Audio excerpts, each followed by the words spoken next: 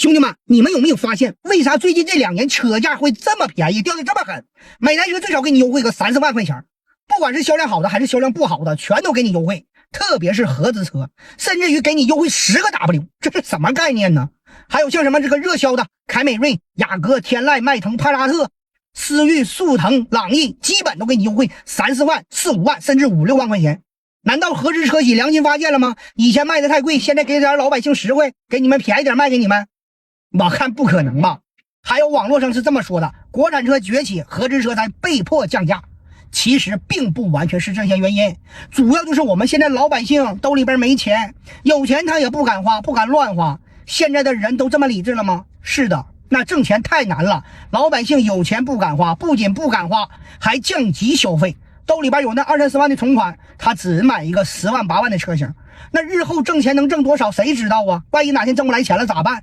谁不留点后手，留点后路啊？对不对？多多少少有条件有存款的，干啥也不敢迈大步，什么楼啊车呀都不敢轻易入手。那买车的人是这样，造车的车企呢他也一样，卖不出去，大量库存积压。而且呢不止你一家车企，有一个掉价的，那大家都掉价，不掉价你的车就不好卖，甚至于卖不出去。所以现在才出现了这个局面，大家在纷纷大折降价来拉销量。但是这里边也有降价减配的，你买车的时候擦亮你的双眼。上懂车帝搜索你喜欢的车型，还能查到最近成交价。汽车不会无止境的降下去，啥东西都有一个成本价，一个平衡点，失去了这个平衡点，那它肯定这车会出现问题，甚至于都会出现偷工减料。这车是便宜了，你说你敢开吗？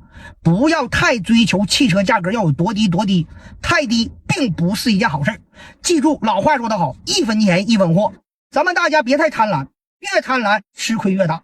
我还是想奉劝大家一句兄弟们，降价归降价，便宜归便宜，只要你有车，哪怕有点小毛病，有点小故障，修一修，能继续跑你就凑合着开吧，别换车。